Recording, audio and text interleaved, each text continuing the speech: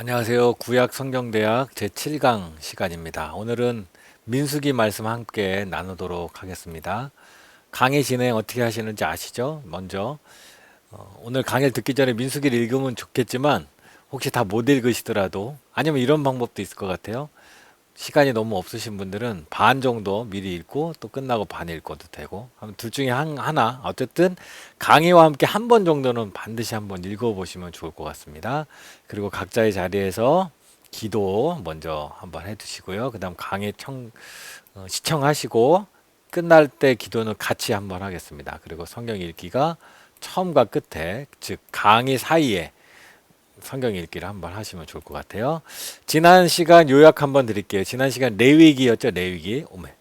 레위기의 주제 부터했네. 레위기의 주제는 거룩함이었습니다. 거룩함. 거룩함은 크게 두 가지 거룩함이 있어요. 하나는 예배의 거룩함입니다. 제사를 통해서 예배의 거룩함이 있고 또 하나는 삶의 거룩함이 있습니다. 삶의 거룩함이란 뭐냐?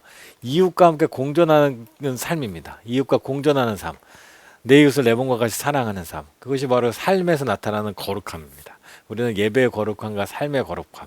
이것이 근데 다른 것이 아니라 결국 하나가 되는 것. 그것이 바로 하나님의 백성의 삶입니다. 오늘은 민수기 말씀 볼 텐데요. 민수기 말씀 보면서 묵상하면서 하는 스스로에게 하는 질문입니다. 답은 제가 드릴 수가 없어요. 자, 어떤 질문이냐? 내가 아는 믿음. 믿음이란 무엇인가? 내가 지식적으로 아는 믿음이 있잖아요. 내가 사는 믿음이 차이가 있어요. 저도 그런 것 같아요. 죄송하지만 간격이 있어요. 그 간격이 얼마나 될까? 오늘 민수기의 얘기는 그런 얘기입니다. 하나님께서 주신 말씀, 율법, 또 하나님께서 주신 약속, 그것을 듣고 아는 것과 그것을 삶에서 그 약속을 따라 사는 것 사이 차이가 이스라엘 백성 얼마나 컸는지 오늘 말씀을 통하여 우리는 확인할 수 있습니다. 그런데 우리라고 결코 다르지 않습니다. 자, 민수기 들어가 보겠습니다. 교재는 134쪽입니다. 민수기 서론 볼게요. 민수기 서론 누가 썼는가? 모세가 썼습니다. 여호와께서 모세에게 말씀하시니라 라는 말씀이 80회 이상 나옵니다. 민수기에는. 그래서 모세가 썼다라고 우리는 믿고 있습니다. 언제 기록했는가? 다뤄놓은 시기 연대를 보면 시내산에서 1년 정도 있었잖아요. 마지막 20일 시내산 마지막 20일을 포함하여 약 39년의 광야 기간을 다 다루고 있어요. 물론 좀 이따 나오겠지만 광야에서 39년 동안 어떤 일이 있었는지는 거의 기록되어 있지 않습니다. 신명기 그 다음 책 민수기 다음 신명기가 바로 출애굽한 지 40째 40년째 11째 달 11월 첫째 날부터 이야기가 시작돼요.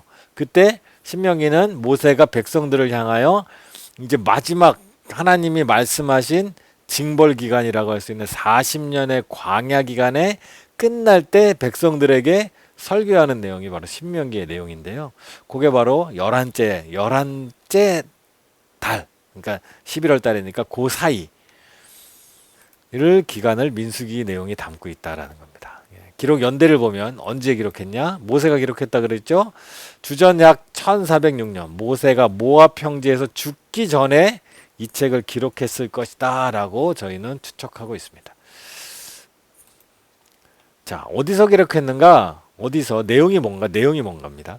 시내산에서 약 20일 정도 이야기가 나옵니다. 이스라엘 민족은 레위기를 전달받고 나서 시내산에서 약 20일간 더 머뭅니다. 이 기간 동안 뭐 떠날 준비를 했겠죠. 또 민수기 1장에 보면 인구를 기록하고 있는데 그 인구를 세는 시간도 있었을 테고 여러 가지 하여튼 준비하는 기간이 약 20일 정도 더 머문 뒤 가나안으로 출발을 하게 된다라는 겁니다.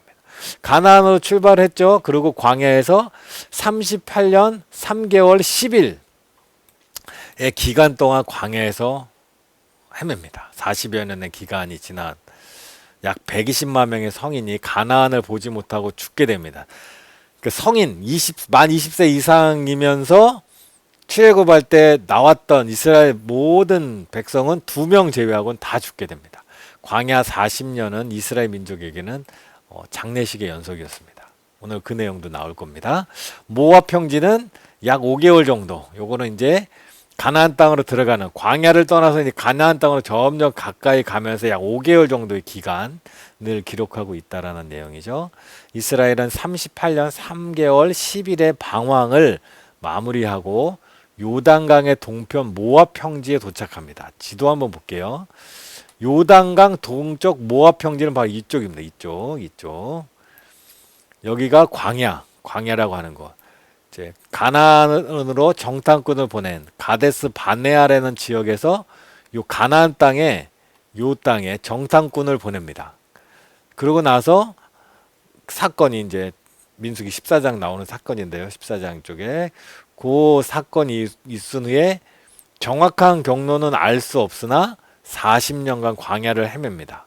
그러다가 약 5개월 동안 모압 평지에 들어가서 살모나, 분홍, 오봇, 이에 아바림, 느보산은 가나안 땅이 여기니까요. 느보산은 가나안 땅이 보였을 겁니다. 요 산 위에서 보면 여기에서 모세가 돌아가십니다. 그러면서 이제 민수기 내용은 여기까지 오는 내용입니다. 무엇을 기록했는가? 주제는 불신앙과 불신종의 결과. 여호와 하나님은 불신앙과 불신종에 대한 징계를 하십니다. 이스라엘이 가나안에 들어가기 위해서는 하나님을 온전히 믿어야 했습니다. 하나님은 종종 눈에 보이는 상황을 뛰어넘는 믿음을 요구하실 때가 있습니다. 환경을 뛰어넘는 믿음. 환경을 뛰어넘어도 보이지 않는 하나님을 볼 수 있는 믿음입니다. 하나님은 눈에 보이지 않으시잖아요. 그런데 환경은 눈에 보여요. 근데 보이지 않는 하나님이 이 세상을 다스리기 때문에 하나님 백성은 보이는 것만 보서는 안 되고 보이지 않는 하나님도 바라볼 수 있어요. 이것이 바로 믿음과 삶의 믿음의 간격이 여기서 나오는 거예요. 호렙산에서 가나안의 문턱 가데스 바네아까지 약 열하로 길어요. 11일이면 길이었지만 결국 이스라엘 백성은 40년을 둘러 가나안을 바라보는 모압 땅에 이릅니다. 40년간 들어가지 못해요. 그 기간 동안 11일을 걸릴 길을 40년간 둘러가게 된 것이다 라는 겁니다. 민수기는 지리적인 이동만을 다루고 있는 것이 아니라 바로 영적인 부분, 지리적인 부분뿐만 아니라 영적인 부분의 여정이었으며 그 성공과 실패는 신의 산 언약으로 주어진 규정들을 순종하느냐 하지 않느냐에 달려 있다라는 거예요. 하나님은 어디 목적지에 가는 게 중요한 게 아니라 어떤 상태로 가는 게 중요한 거예요. 무엇이 되는가, 어디를 가는가가 중요한 게 아니라 그곳에서 어떻게 할 것인가, 어떻게 살 것인가가 중요한 거예요. 이게 당연한 거잖아요. 우리가 뭐 예를 들어서 뭐 대통령이 되고 국회의원이 되고 장관이 되고 사장님이 되고 부장님이 되고 뭐 대리님이 되고 뭐 목사님이 되고 장로님이 되고 권사님이 되고 무엇이 되는가를 우리는 신경을 많이 써요. 그게 눈에 보이니까. 그런데 하나님은 무엇이 됐는가도 중요하지만 어떻게 그 일을 감당하는가, 어떻게 말씀대로 사는가, 어떻게 믿음대로 사는가, 그게 하나님에게는 더 중요합니다. 그런데 사람과 우리 다른 것은 우리는 이 사람이 정말 그 자리에 합당한 삶을 사는구나 그러면 칭찬해주고 못 살면 우리는 뭐 책망하고 뭐 하고 뭐 하잖아요. 근데 하나님은 우리를 그 자리에 세우시고 그 자리에 합당하지 못하면 내치는 게 아니라 훈련시켜서 계속 그 자리에 합당한 사람으로 만들어 가신다는 거예요. 그래서 이스라엘 백성들이 40년이나 하나님의 모진 훈련을 받고 있다라는 겁니다. 받게 된다라는 겁니다. 언약에 충실하신 하나님은 언약에 충실하신 분이기 때문에 하나님은 불신앙과 불신종 아래에 놓여 있는 이스라엘을 포기하지 않으세요. 하나님은 선택하셨어요. 근데 이스라엘뿐만 아니라 누구를 선택해도 똑같은 실수들을 저질렀습니다. 세계 역사 어느 역사를 봐도 부끄러운 역사가 없는 나라가 없어요. 사실은 과거를 보면 우리나라도 그렇고 뭐 다 그래요. 그런데 하나님은 포기하지 않으시고 그들을 계속 이제 다듬고 양육하고 기르신다라는 겁니다. 이스라엘 민족 그리고 하나님 나라 모든 하나님의 백성들은 그들과 언약을 맺으신 하나님의 기대에 신실하지 못할지라도 하나님은 변함없이 신실하실 것입니다. 그분은 자신의 언약을 저버릴 수 없는 분입니다. 이스라엘의 광야는 집행유예 기관과 비슷한 과정입니다. 집행은 뭐야? 그냥 쳐버려야 돼요. 이제 그냥 파면 단절 끊어야 되는데 하나님은 집행유예 기간으로 40년의 기간을 사실 준 거예요. 그러니까 40년은 저주의 기간이 아니라 기회의 기간입니다. 그 기간 동안 하나님 안에서 겸비하고 다시 하나님의 말씀, 기적을 경험한 민족에서 하나님의 말씀에 순종하는 민족으로 살아갈 수 있게 된다면 그들에겐 또 기회가 오는 겁니다. 민수기의 중요한 신학적 주제는 쌍방적이라는 겁니다. 쌍방적. 하나님께서는 언약의 은혜로 이스라엘 백성을 자신에게 이끄셨지만 그들의 전적인 헌신을 또한 기대하십니다. 시내산 언약의 조건을 받아들인 이스라엘 백성은 시내산 언약을 받아들였잖아요. 스스로 또한 나중에 어디에선가 아니라 바로 그 당시부터 언약 조건에 순종할 의무가 있다라는 겁니다. 예를 들어 우리 입교라는 거 하잖아요. 입교라는 거. 어렸을 때는 유아세를 통하여, 그러니까 어머니 또는 아버지의 믿음으로 아이가 이제 하나님의 백성이라고 유아세를 받아요. 그러나 장성하면 내 스스로 예수님을 구주로 영접하고 고백하는 그 과정이 바로 입교라는 예식인데 이스라엘 백성도 마찬가지인 거죠. 하나님이 그들이 알지 못할 때 마치 부모의 믿음으로 그들에게 세례를 주어서 이건 하나님의 백성이다 인친 것처럼 좀 확정한 것처럼 하나님이 이스라엘 백성을 확정했잖아요. 자기의 백성으로. 그리고 그 과정 가운데 시내산에서 그 말씀을 주시고 그 말씀에 언약을 맺었죠. 쌍방간의 언약을 맺었어요. 이제 하나님은 이스라엘 백성을 돌보시고 이스라엘 백성은 하나님의 말씀에 율법에 순종하는 삶을 살아가는 것입니다. 자, 민수기에 나타난 예수 그리스도. 민수기에도 예수 그리스도의 모형이 나옵니다. 우리는 누구의 마음으로 이걸 바라봐야죠? 누구의 눈? 사도 바울의 눈으로 바라보는 거예요. 예수님을 만난 사도 바울의 눈으로. 만나를 보니까 어때요? 만나 매일매일 내리시는 만나. 예수님은 이런 말씀하셨다. 나는 생명의 떡이다. 그러니까 만나를 보면서 주님이 우리의 삶을 매일매일 먹이시고 이끄시고 우리를 자라게 하시는구나 알 수 있어. 생수가 터져나온 반석에서 생수가 나왔잖아요. 고린도전서 10장에 보면 신령한 음료를 마셨으니 반석은 곧 그리스도시라. 그 생수의 강, 주 예수를 믿으면 주님이 주시는 생수의 물이 영원히 마르지 않는 물이 너희 속에 나온다 했잖아요. 그런 생수가 바로 반석을 통하여 예수님을 경험하게 됩니다. 노뱀입니다. 노뱀은 이스라엘 백성이 죄를 범했을 때 불뱀이 나와서 이스라엘 백성을 무는데 그 뱀을 쳐다보기만 하면 뱀에 물리지 않고 죽지 않았잖아요. 마찬가지로 나무 위에 달린 노뱀처럼 예수님께서 십자가에 달리셨다 해서 노뱀입니다. 사도 바울이 이걸 보면서 처음에 얼마나 감동했을까요? 그것을 연상이 되면서.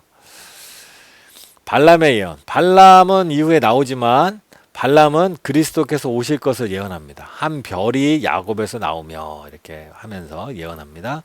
도피성이 있습니다. 6개의 도피성을 만듭니다. 이스라엘은 6개의 도피성이 있어요. 도피성에 대해서는 지난번에도 나왔고 앞으로 또 좀 이따 민수기 또 나오겠지만 죄인들이 피하여 안식할 곳, 그것이 바로 그리스도의 예표다라고 할 수 있다라는 겁니다. 핵심 구절 볼까요? 민수기 14장 22, 23절 한번 읽어보겠습니다. 같이 읽으세요. 내 영광과 애굽과 야곱에서 행한 내 이적을 보고서도 이같이 10번이나 나를 시험하고 내 목소리를 청종하지 아니한 그 사람들은 내가 그들의 조상들에게 맹세한 땅을 결단코 보지 못할 것이요.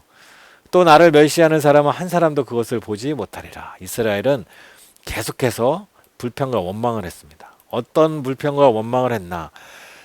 이집트에 있을 때 바로가 벽돌에 필요한 집을 제공해 주지 않게 되었을 때, 모세가 바로를 만났는데 그것으로 인하여 그 노동이 더 과해졌을 때 그들은 불평하고 원망했어요. 처음에 모세가 애굽에 돌아왔을 때, 미디안 광야에서 애굽에 돌아왔을 때 40년 만에 돌아왔을 때 그들은 환영했잖아요. 하나님이 우리 자기 백성을 돌보셨다고. 그런데 한번 그 일들이 어긋났다고 해서 원망하고 불평했던 게 이스라엘 백성이죠. 또 이스라엘 백성이 홍해와 애굽 군대 사이에 갇혔을 때 또 원망했습니다. 마라에서 쓴물을 만났을 때도 원망했고요. 광야에서 애굽에서 나온 양식이 떨어졌을 때, 양식이 떨어졌을 때 또 원망했어요. 르비딤에서 마실 물이 없을 때 원망했고요. 모세가 시내산에서 더디 내려옴을 보고 또 원망하면서 우리에게 신을 보여줘라 해서 우상을 만들었죠. 시내산에서 출발하여 광야길을 걸 땐 또 길이 나쁘다고 또 원망했습니다. 시내산에서 출발해 광야길을 걸 먹을거리가 부족할 때 또 원망했어요. 정탐꾼이 14장에서 정탐꾼이 갔다 왔을 때 우리는 그들에게는 메뚜기와 같이 자꾸 연약하다. 우리는 망했다. 우리는 절대 그들을 못 이긴다 하는 10명의 정탐꾼에 보고했을 때 불신앙을 그런 불신앙을 들었을 때 그들은 또 원망했습니다. 다른 핵심 구절입니다. 민수기 14장 34절입니다. 너희는 그 땅을 정탐한 날수인 40일의 하루를 1년으로 쳐서 그 40년간 너희의 죄악을 담당할지니 너희는 그제서야 내가 싫어하면 어떻게 되는지 알리라 하셨다 하라.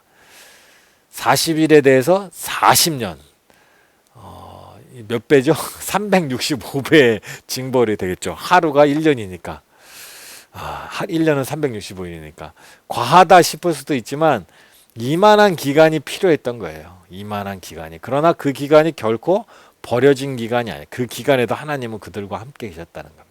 20장 12절입니다. 여호와께서 모세와 아론에게 이르시되 너희가 나를 믿지 아니하고 이스라엘 자손의 목전에서 내 거룩함을 나타내지 아니한 고로 너희는 이 회중을 내가 그들에게 준 땅으로 인도하여 드리지 못하리라. 이거는 모세에게 주신 말씀이에요. 모세와 아론을 책망하시면서 모세와 아론이 가나안 땅에 들어가지 못한 이유 이따 또 나올 겁니다. 자, 어떻게 민수기는 대부분 산문체 이야기체라는 거예요. 그냥 시 이런 게 아니라 그러나 중간중간에 여호와의 전쟁기, 우물의 노래, 발람의 시, 헤스본의 노래 같은 시도 기록되어 있습니다. 민수기는 주제에 충실한 선별적인 역사 기록입니다. 38년간의 방황 기간 동안은 거의 기록되지 않아요. 중요한 핵심만 기록한 거죠. 자, 139쪽 지금 하고 있습니다. 왜 기록했나? 민수기의 원래 독자는 가나안의 문턱인 모압 평지에 모여있는 이스라엘 백성들이었어요. 원래 독자. 처음에 이 이야기를 읽는 사람들은 백성들이에요. 이제 어떤 백성들이야? 아버지 세대 다 죽은 백성들. 두 번째 세대. 그러니까 그 두 번째 세대 백성들에게 과거사도 알려주면서 이제 앞으로 어떻게 살아야 될지에 대해서 다시 한번 기록하고 있는 책이죠. 민수기는 시내산에서 광야평지까지 이스라엘의 방황의 역사를 더듬어 보면서 기록하고 있어요. 과거를 기록하는 거예요. 직전 과거, 한 세대 전 과거죠. 민수기는 이스라엘 민족으로는 언약 백성으로서 제사장 나라로서 정체성을 회복하고 하나님만을 신뢰하고 뒤따라야 한다는 사실을 몸으로 배우는 역사적 과정이 몸으로 배웠다는 거예요. 삶의 거룩함. 민수기는 오늘날 신앙생활을 하는 우리에게는 본보기가 되고 거울이 되게 하시려고 기록해 주셨습니다. 역사의 회랑 한 구석에서 우리 선조의 어리석음과 무지를 겸손하게 지켜보는 것은 대단히 쉽다. 그러나 동일한 문제가 우리 시대의 하나님의 백성을 괴롭혀왔다. 모양이 조금 바뀌면 우리는 다른 일처럼 생각하지만 사실은 근본은 같다라는 겁니다. 아무튼 민수기를 한번 들어가 보겠습니다. 서론입니다. 큰 주제는 불신앙과 불순종의 결과. 주전 약 1444년에서 1405년 사이에 쓰여졌고요. 시내산에서 모압 평지까지의 약 38년간의 기록입니다. 출애굽한 지 13개월만 밖에 되지 않은 이스라엘 민족은 시험과 성숙의 고통스러운 과정을 통과해야 할 필요가 있었습니다. 아직도 노예 생활에 익숙한 평생을 노예로 살았던 사람들입니다. 40년간의 광야 생활은 오합지졸의 노예들을 준비한 민족으로 탈바꿈 40년. 뭔가 바뀐다는 거, 한 사람이 바뀐다는 것도 상당한 시간이 걸리지만 민족 전체가 뭔가 바뀐다는 건 굉장히 오랜 시대. 사실 한 세대가 다 지나가야 겨우겨우 될까 말까 한 그런 일이었죠. 자, 가나안 정복을 위한 1차 시도가 1장에서 10장까지 기록되어 있습니다. 이제 첫 번째로 가나안 땅을 향하여 나가는 여정이죠.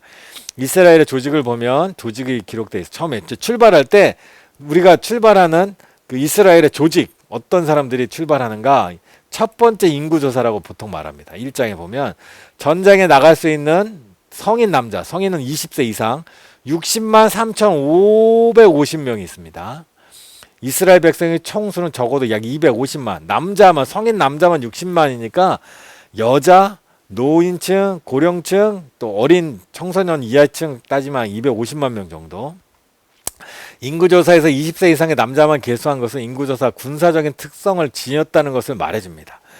뭐 그러기도 하고 또 오랜 전통상 이후에도 계속해서 남자 장년들만 세는 그런 습관이 있었어요. 아마 전쟁이라는 것이 굉장히 삶에서 중요한 부분이라서 그것이 가장 핵심적인 것 같아요. 같아요.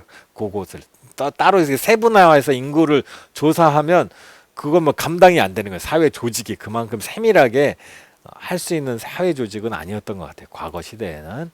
레위 지파는 전쟁에 나가지 않고 종교적인 일만 감당했습니다. 인구자산 목록에 포함되지 않았다라는 겁니다. 진의 배치를 볼까요? 진의 배치. 진의 배치는 성전을 회막 들고 가는 회막이 이동해야 되죠. 회막을 짐으로 싸서 이동할 때 동쪽과 서쪽과 남쪽과 북쪽으로 이렇게 4개의 지형으로 12지파를 4개의 지형으로 나눠서 갔어요. 하나님은 질서의 하나님입니다. 질서를 따라서 질서 정연하게 배치했어요. 아무나 그냥 가는 게 아니야. 각 진영의 자리들이 있습니다. 각 진영의 자리들을 보면 요게 질서를 따라 있었다 그래요. 질서. 무슨 질서요? 질서를 따라 했는데 뭐 인구수도 있고 뭐 여러 가지 뭐 군사력도 있고 뭐 재력도 있고 많이 있겠지만 주로 진영을 짤 때 어떤 질서를 따라 짰냐면 12지파의 조상이라고 할 수 있는 12아들, 야곱의 12아들이 있잖아요. 그 12아들의 모계를 따라서 만들었어요. 모계를 따라서. 자, 엄마가 생모가 야곱의 자식들 12명을 낳은 생모가 4명 있습니다. 레아가 있고요. 레아는 첫 번째 부인. 두 번째 부인은 라헬. 또 누가 있어요? 첫 번째 부인 레아의 레아의 하인이었다가 나중에 첩이된 실바가 있고 또 하나 라헬의 하인이었다 첩이된 비라가 있습니다. 총 4명의 엄마가 있는데 보면 이 4명 중에 레아가 낳은 아들들은 루벤이 있고요. 또 시므온, 그 다음에 레위, 그 다음에 유다, 그 다음에 이사갈, 스불론. 어렵죠. 이름이 어려워.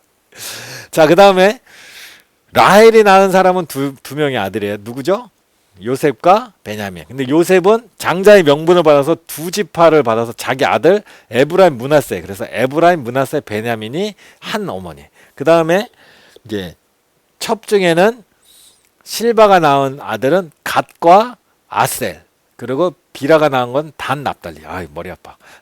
12명의 12지파를 12제자 이름과 같이 이제 외우시는 분도 있으시겠죠? 한번 볼게요. 그러면 자, 동편은 전방입니다. 전방. 앞진. 제일 앞쪽에는 누가 맡고 있냐? 유다 지파는 왕과 같습니다. 탁월함. 지닌 어떤 탁월함이 있습니다. 이스라엘 백성들이 앞으로 나아갈 때 선두에 섰어요. 근데 유다 지파와 함께 누가 섰냐? 이사갈 스불론 다 누구의 아들이냐? 레아의 아들입니다. 레아의 아들. 근데 레아가 낳은 첫 번째 아들은 루벤이에요. 근데 레아의 아들들 중에 장자로는 루벤, 그리고 지도력으로는 유다. 유다가 언제 또 나섰냐? 창세기 기억하시면 유다가 요셉이 총무로 이집트에 있을 때 유다가 리더십을 발휘해서 자기가 볼모로 잡히고 동생 베냐민을 고향으로 보내야 한다라고 주장했던 그런 강력한 리더십을, 아주 카리스마 있는 리더십, 책임지는 리더십을 발휘했죠. 그때 이후 이제 나중에 유다 지파에서 누가 나와요? 다윗이 나옵니다. 그러니까 유다 지파는 지도자 지파입니다. 그래서 유다, 그리고 이사갈, 스불론. 자, 봅시다. 또 하나. 이제 그러면 누구예요?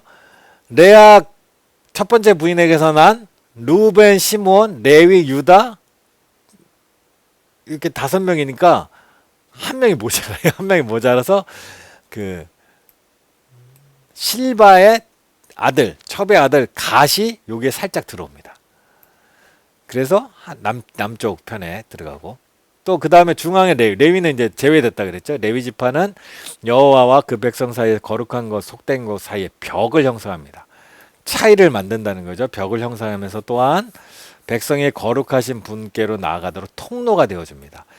차이를 만들면서 통로가 되는 거. 우리의 삶이 이런 것 같아요. 우리 제사장의 삶이라는 게. 우리의 그리스도의 삶은 사실 구별된 삶도 살아야 되잖아요. 세상 사람과 우리의 구별된 삶. 그러나 또 구별됐다고 해서 세상 사람들과 아주 멀리 그냥 아예 상종을 안 하고 살면 안 되죠.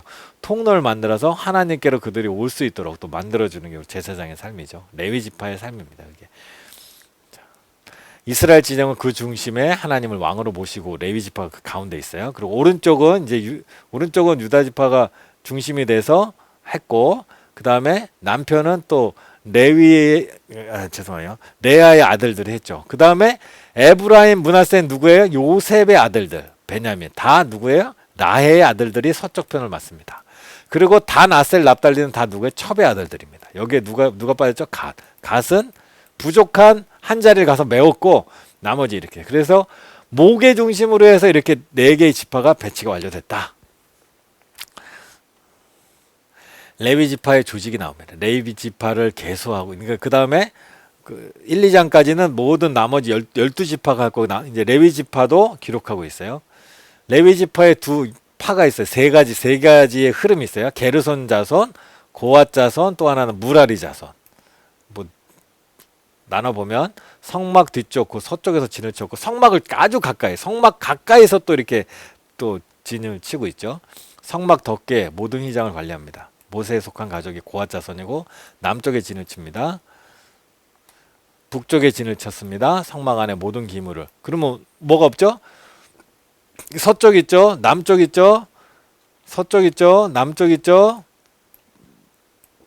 북쪽 있죠? 동쪽은 없어요. 동쪽은 유다 지파가 이끌고 갑니다. 전방으로 가는 거예요. 그러니까 옆에 있고 그렇게 돼 있어요.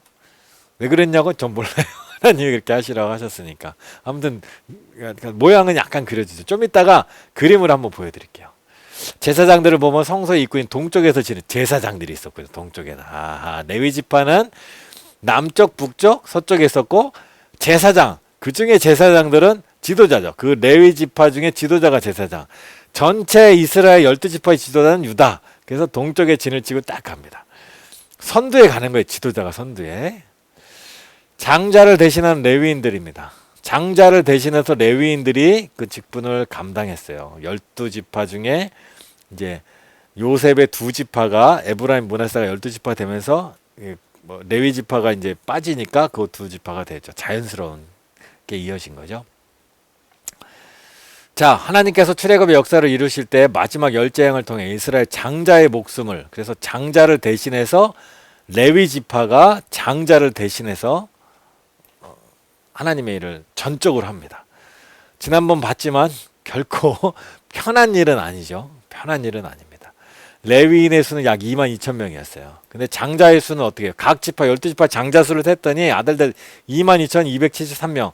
273명의 차이가 났어요. 그래서 나머지 얘는 한 사람당 5세겔씩 써서 돈으로 대신했어요. 돈으로 대신. 상당한 큰 금액이었다는 거. 레위인의 직무 나옵니다. 고앗 자손의 직무 약 2,750명이었고요. 언약궤, 진설병, 떡산 뭐 이런 걸 담당했어요. 만져서는 안 되는 사람들 이 물건들이 직접 보이거나 접속되지 않기 위해서 푸른 보자기로 쌌고요. 고앗 사람이 그 물건을 만졌다가 제사장이 아닌 고앗 사람이 그 물건을 만졌다가 죽임을 당하는 일도 있었습니다. 하나님의 물건을 만진다는 건 굉장히 조심스럽고 구별된 어떤 것이 필요한 거예요. 그것이 어떤 뭐 구약 시대에는 그런 어떤 위험, 거룩, 막 무서움 이런 것들이 굉장히 이제 경외 이런 것들이 주로 하나님을 앞에 가는 사람들이 마음가짐이에요. 지금도 사실 그런 마음들이 필요하긴 하죠. 같은 마음이 있어야죠. 두 가지 마음. 경외하는 마음과 또 하나님을 가까이 하는 어떤 기뻐하는 마음 그런 것들이 같이 필요한 거겠죠. 게르손 자손 또 나옵니다. 이다말이 지도 감독합니다. 회막, 덮개, 휘장, 그 밖에 성막에 구성하는 물건, 바깥에 주로 이제 바깥쪽 물건들을 많이 다루는 거죠. 무라리 자손은 이것도 이도말이 지도하네요. 성막의 측면, 널판, 금속 부분. 레위의 개수는 약 8,580명이 일했다라는 겁니다. 사실 우리가 사실 성막이 없으니까 그냥 그러나 그런 거구나 하고 이렇게 질서를 따라서 하나님께서는 조직을 다 만드셨다라는 걸 그게 더 의미가 있습니다. 누가 무엇을 맡았고 지금 뭐 그런 직분이 없으니까 우리도 마찬가지 교회도 어떤 이런 거룩함 안에서 행정적인 부분들이 필요하잖아요. 그것들을 잘 나눠서 일을 해야 합니다. 아 드디어 그림이 나왔네요. 성막이 가운데 있습니다. 동편에는 유다, 이사갈, 스물론, 레위의 아들들 아니야 레아의 아들 죄송합니다. 유다는 넷째이지만 지도자예요. 민족의.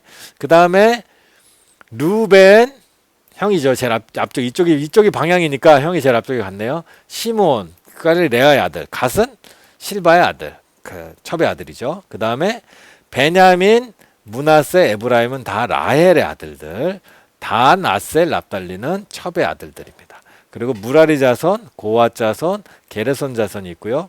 제사장들이 전방, 제사장들과 유다가 전방으로 가고 있다라는 겁니다. 자, 이스라엘의 성별 5장부터 10장까지입니다. 분리를 통한 성별, 구별이라는 거. 구별이는 뭐예요? 구별해서 따로. 이게 거룩이라는 뜻이라고 그랬죠. 부정한 자를 분리시킵니다. 비정상적인 분비물 여러 가지 등 접촉해서 거룩하신 여호와 앞에 진중에 계시기 때문에 진밖에 격리를 시키게 됩니다. 삶에서 하나님이 굉장히 중심에 있는 거예요. 그러니까 하나님을 중심으로 해서 그 삶을 기준으로 삼는 거죠. 손해배상입니다. 5분의 1을 더해야 돼요. 손해를 입히면. 의심스러운 불륜에 대해서 분리되는 또 이야기가 5장에 나옵니다. 나시린이 등장합니다. 나시린 서원. 나시린이라는 것은 거룩한 것으로 떼어 구별한다. 아예 원래 거룩하게 살아야 되는데 더 거룩하게 또 구별한 게 바로 나시린입니다. 무엇으로부터? 분리하다라는 뜻의 히브리어에서 이제 무엇으로 분리됐다. 거룩해진, 더 거룩해진. 거룩 중에 더 거룩. 나시린의 서약을 통해서 합니다. 그러니까 억지로 규약이 아니라 스스로 나 이제 좀 더 거룩하게 살아야겠다. 나 좀 더 거룩하게 살아야겠다 할 때 서약하는 거예요. 이럴 때 속 들어야 되는 제사 있죠? 지난번에 제사 뭐 있잖아요. 나시린 서약할 때 하는 제사. 화목제도 있고 뭐 있었잖아요. 네, 그런 게 있었어요. 존속 기간은 한정될 수 있지만 때로는 종신 서약도 합니다. 스스로 내가 어떻게 살겠다. 우리도 스스로 나시린과 같이 서약하고 살 수 있잖아요. 이제부터 어떻게 하겠다. 때로는 금식도 하고요. 뭐 이런 서약으로 좀 더 경건한 거룩한 삶을 살기도 하죠. 나시린법은 제일 핵심은 자원함입니다. 자원함. 억지로 하는 게 아니야. 너 이제 이렇게 해. 억지로 하는 게 아니라 스스로 하는 겁니다. 자신이 시간을 정하고 그건 남자와 여자는 상관없어요. 철저하게 하나님만을 섬기는 겁니다. 레위 지파 외에 다른 지파 사람들이 하나님께 헌신할 수 있는 통로를 열어놨다. 레위 지파뿐만 아니라 다른 지파도 할 수 있다는 겁니다. 나시린이 지켜야 할 중요한 서약이 있어요. 포도주, 독주, 술을 마시지 않는 거. 이 의미를 잘 생각해 보세요. 술을 마시지 않는다는 거. 그 얘기는 이제 유의, 나를 즐겁게 하는 걸 안 한다는 거죠. 삭도를 절대로 그 머리에 대지 않아요. 그러면 뭔가 굉장히 불편할 것 같죠. 죄송합니다. 시체를 가까이 하지 말 것. 죽은 자를 가까이 하지 말아야 되고 하여튼 이런 규정들이 있어요. 삶에 굉장히 불편함을 감수해야 되는 부분들이 많이 있었을 겁니다. 나시린은 예를 보면 사무엘이 나시린과 같이 살았어요. 삼손은 정말 나시린이었고 사무엘 또한 나시린처럼 살았습니다. 이스라엘 자손을 위한 제사장의 축복 기도가 6장 24절에 나오죠. 아주 중요한 구약의 축도입니다. 신약의 축도와 또 다른 구약의 축도. 여호와는 내게 복을 주시고 너를 지키시기 원하며 여호와는 그의 얼굴을 내게 비추사 은혜 베푸시기를 원하며 여호와는 그 얼굴을 내게로 향하여 두사 평강 주시기를 원하노라. 복과 은혜와 평강을 주시는. 그러니까 이전까지 성별하게 사는 규정을 하다가 갑자기 이걸 제사장 축복을 딱 집어넣습니다. 이런 복들은 다 이러한 언약을 준수하는 안에 실천 안에 들어있다라는 겁니다. 예배를 통한 성별, 삶의 어떤 규정들이 있었고 또 뭐 여러 가지 규정들이 있었잖아요. 예배를 통한 성별, 이스라엘 예물을 드리는 7장에 나옵니다. 성막과 기물들을 옮기는 일을 돕기 위해 게르손 자손, 무라리 자손이 수레와 소를 제거합니다. 수레와 소로 날라야 되는 물건들이 있어요. 성막 재료 중에 고앗 자손은 고앗 자손은 법궤와 성소, 가장 중요한 핵심적인 거. 요 물건은 거룩해서 어깨로 메고 운반해야 돼요. 소래와 수는 뭐 바깥에 뭐 기둥들 뭐 이런 것들 있잖아요. 바깥 외피들 이런 것들은 수레와 소 수레를 나르지만 법궤와 언약 성소는 어깨를 메고 날라야 돼요. 법궤는. 그런데 다윗이 법궤를 수레에 날랐다가 난리가 나는 사건이 사무엘 하에 나옵니다. 나중에 이제 우리가 볼 텐데요. 레위인이 성별하에 들어짐. 25세에서 50세에 속한 남자들만 섬길 수 있었어요. 20살 이상은 전장에 나가지만 하나님의 일을 할 때는 25살, 20에서 24세까지 못해요. 전쟁에 나갈 수 있지만 하나님의 일은 할 수 없어요. 뭐 왜 그랬을까요? 당연히 우리가 그냥 상식적으로 생각할 것은 연소한 더 숙련된 기간이 필요한 거죠. 더 숙련된 기간이 필요한 거예요.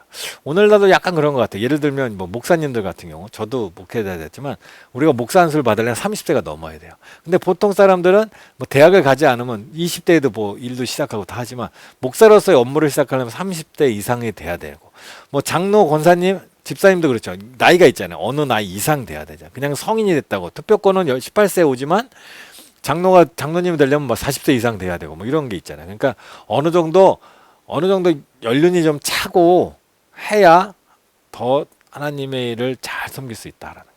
그러니까 하나님 일을 할 때 너무 젊음도 좋지만 젊음의 신선함도 좋지만 연륜도 필요한 것 같아요. 자, 50세가 넘으면 은퇴해야 돼요. 은퇴해야 됩니다. 50세 이상 되면 또. 우리도 70세 되면 다 은퇴하잖아요. 다른 지파 남자들은 20세 이상이면 선인으로 민족을 위해 일할 수 있었습니다. 그러나 레위인은 20세에서 10년을 더 준비해 봉사할 수 있었습니다. 1개월만 돼도 숫자로는 1개월만 돼도 개수가 됐지만 30년을 준비하고 20년을 일했다는 거예요. 현역에서 머물러야 50세 이후엔 또 30세 이전에 예비 입참자들을 가르치는 계승 작업을 또 했다는 거예요. 지금도 우리 특별히 이제 목회자분들이 그렇잖아요. 뭐 70세에 반드시 은퇴하고 또 은퇴한 이후에는 또 원로 목사님, 은퇴 목사님으로 또 그냥 아예 떠날 수도 있지만 또 그 이유를 잘 도와주고 멘토 역할을 해주는 그런 계속 이어져 가는 것 되게 중요합니다. 유월절이 지켜졌다는 겁니다. 시체를 만졌기 때문에 부정한 사람들의 유월절. 하나님께서 유월절을 부정한 사람들이 있었잖아요. 부정한 사람. 9장을 읽어보면 부정한 사람들이 나와요. 시체를 만졌어요. 시체를 만지면 정결 기간이 필요해요. 그 기간이 근데 6월절이 돼버렸어요. 어떻게 해요? 올해 6월절을 못 지킬 수 있겠다. 그러니까 6월절을 한 달 연기해서 그 다음에 다시 참여할 수 있는 기회를 줍니다. 뭐 전체 6월절 연기한 게 아니라 한 달 뒤에 다시 6월절을 했다는 거예요. 다시 6월절은 가나안에 들어갈 때까지 2월절을 다시 지키지 못하게 됩니다. 6월절 어린 양의 뼈를 꺾지 말라는 명령은 십자가에 달리신 6월절 어린 양 예수 그리스도를 예표합니다. 예수님도 십자가에 달리셨을 때 마지막에 시체를 이제 치워야 될 때가 되면 사람을 빨리 이제 죽게 만들려고 다리를 꺾고 관절들을 다 꺾어버렸대 옛날에. 그래서 예수님도 6월절 이제 앞두고 있어서 빨리 이렇게 예수님이 이제 아직 안 돌아가셨으면 돌아가시게 하려고 다리를 꺾으려고 했어요. 근데 예수님 이미 돌아가셨죠. 다른 사람보다 엄청나게 빨리 돌아가셨어요. 그래서 다리를 꺾지 않는. 그래서 6월절 어린 양해를 예표한다라는 겁니다. 하나님의 인도를 통한 성별입니다. 구름 기둥의 인도. 하나님의 뜻에 순종하는 길이 늘 편한 것은 아니지만 그 길은 언제나 우리에게 유익합니다. 하나님을 따라간다는 길은 편한 길은 아닐 때가 많죠. 우리는 뭐 편해도 기도의 시간, 예배의 시간이 사실은 내 몸 편하자고 한다면 건너뛰는 게 맞죠. 그러나 하나님의 백성은 그렇게 살아서는 안 됩니다. 그렇게 살면 삶이 유익이 없습니다. 마치 내가 하루를 아무것도 안 하고 뭐 텔레비만 보고 밥만 먹고 뭐 영화만 보고 뭐 멍하니 그런 시간도 갖고 멍한 시간은 필요하지만 그런 뭔가 다른 것에 마음을 다 빼앗기고 지나서 뭐 남는 것이 없는 하루 같은 그런 느낌인 것처럼 인생이라는 게 하나님을 가까이 하지 않고 예배하지 않는 시간들은 하나님의 뜻 안에서 거룩한 삶을 살지 않는 시간들은 유익하지 않습니다. 우리에게. 자, 은나팔을 통한 인도가 10장에 나옵니다. 나팔 소리에 따라서 요거는 좀 레위기에서도 나왔죠. 나팔절 할 때 나팔을 불면 백성들이 다 모여하고 지도자만 모여야 하는지 지파들이 행진해야 되는지를 알 수 있어요. 나팔 소리 갖고 한 번 부냐 두 번 부냐 뭐 이런 거 갖고 구별할 수 있었어요. 당시에. 자, 새로운 달이 시작하자 절기의 도래를 알리기 위하여 사용되었습니다. 나팔 소리들이. 자, 이제 이런 준비들이 다 됐어요. 율법도 알았고 이제 다 알았어요. 그래서 이제 점점 출발하고 있어요. 진영도 짰고 이제 이렇게 이제 나팔 소리에 따라서 나가야 되고 구름 기둥을 따라 나가야 되고 하나님의 법을 이렇게 지켜 나가야 되고 그래서 쫙 출발합니다. 이스라엘 백성들이. 사실 거리가 멀지 않아요. 한 달 안에 충분히 갈 수 있는 거리예요. 그런데 문제는 1차 가나안 정복 실패합니다. 자, 보겠습니다. 10장. 가데스 바네아로 가는 도중에 실패. 중간에 아직 가데스 바네아에서 결정적인 실패를 하지만 가다가 또 실패합니다. 이스라엘이 가나안으로 출발합니다. 하나님의 영광 구름 기둥이 떠올랐습니다. 출발해서 떠오른 게 아니라 구름이 떠올랐기 때문에 출발한 거예요. 오해하지 마시고. 언약궤가 제사장 어깨 위에 메고 출발합니다. 제사장 편한 일이 아니죠. 어깨를 메고 가야 돼요. 이스라엘 백성이 실패합니다. 환경에 대해 불평합니다. 그렇게 열심히 말씀을 주고 그동안 열심히 막 홍해도 건너고 뭐 만나도 주고 막 반석에서 물도 나온 경험들이 이미 있잖아요. 이스라엘 백성들이. 근데도 가나안 향해 가는 길을 떠나자마자 이스라엘 백성은 불을 내리셔야 할 만큼 원망합니다. 악한 말로 원망하며 불을 그들 중에 붙여서 진영 끝을 사르게 하십니다. 뭘 그렇게 불평했냐? 음식 때문에 불평했습니다. 애굽에 있을 때는 생선과 오이와 참외, 부추, 파늘을 먹는 것이, 그러니까 애굽에 있을 때는 다양하게 먹었다는 거죠. 다양하게. 그러니까 음식을 다양하게 먹었는데, 음식이라는 게 참 좋죠. 그런데 이게 훈련 기간에는 절제도 필요한 거죠. 항상 잘 먹을 수는 없으니까. 근데 이 과정이 그 과정을 넘어가야 되잖아요. 아니 집에 왔는데 아내가 또는 엄마가 아직 음식을 준비 안 했어요. 그럼 기다려야죠. 거기서 막 내가 이렇게 모처럼 일찍 집에 왔는데 뭐 밥을 주네 안 주네 왜 밥도 준비 안 했냐 뭐 이러면 힘듭니다. 주는 대로 먹어요. 주는 대로. 없으면 엄대로 먹고 있으면 인대로 먹고. 그 마음이 신앙의 훈련입니다. 왜냐하면 먹는 것에 마음을 빼앗기지 않아요. 신약 시대도 나오잖아요. 사도 바울도 고린도서에 먹는 것 때문에 얼마나 갈등들이 계속 있어요. 먹는 거는 우리에게 굉장히 중요해요. 그러나 잘 챙겨주면 좋겠지만 주는 대로 먹는 마음도 필요하다라는 겁니다. 모세의 실패, 백성에 대한 불평합니다. 모세도 힘들어요. 스트레스 너무 많이 받아요. 이 백성을 이끌고 가기가. 이 모든 백성에게 줄 고기를 내가 어디서 얻으리까? 그들이 나를 향하여 울며 이르되 우리에게 고기를 줘 먹게 하라 하온즉 아우 하나님 전 어떡해요? 자신의 삶에 대해서 불평합니다. 힘이 책임이 중하여 나 혼자 이 백성을 감당할 수 없습니다. 주께서 내게 이같이 행하실 때내 구하옵나니 나를 죽여 내가 고난당할 명케. 죽고 싶다 이거죠. 죽고 싶습니다. 그래도 우리 같으면 그냥 이러면 죽어버려야지 뭐 이런 마음이 할 텐데 그래도 모세는 대단하죠. 하나님께 기도하면서 죽고 싶다 이래요. 그러나 내용은 똑같죠. 힘들다. 너무 감당할 수 없다. 내 힘으로 감당할 수 없다. 자, 하나님이 해결해 주십니다. 모세의 필요를 채워주십니다. 70명의 장로를 택하여 모세의 짐을 나누어 주십니다. 조직이 필요한 거예요. 그래서 조직이. 담임 목사 혼자 이 교회를 다 감당 못합니다. 그래서 부목사들도 있고 또 장로님들도 있고 안수 집사님들, 권사님들 다 있습니다. 하나님의 일은 한두 사람이 감당하기에는 너무나 엄청난 일입니다. 하나님의 목적이 이루어지기 위해 모든 사람이 다 성령으로 충만한 성령이 인도하시면 모든 사람이 하나님은 혼자 일하는 게 아니면 연합하여 일하는 겁니다. 모세가 그걸 잘 몰랐던 것 같아요. 왜냐하면 모세는 공동체 경험이 없어요. 아쉽게도 지도자로서. 그럼 예수님은 항상 12명의 제자들 세우셨고 70명의 제자들, 무리들 중에서 세우셨죠. 그리고 예수님이 마지막 이 땅을 떠나시기 전 요한복음 17장에 보면 저희가 하나 되도록 기도하시잖아요. 그러니까 공동체로서 교회는 존재하고 우리는 존재해야 된다라는 거예요. 모세도 배우는 거예요. 사실 이러면서 이런 과정에서. 이런 어려운 때를 경험한 모세도 배워가고 모세도 계속해서 자라나는 거예요. 1인 지도자에서 이제 공동체로서 모세가 그에게 이르되 내가 나를 두고 시기하느냐 여호와께서 그의 영을 그의 모든 백성에게 다쓰사 다 선지자가 되게 하시길 원하니까 그러니까 이런 마음으로 하나가 되는 거죠. 모세 나보다 못한 사람만 갖고 일하는 게 아니라 나와 같이 하나님의 은혜에 충만한 사람들이 함께 일하는 것. 모세는 그러니까 굉장히 성숙해 간 거죠.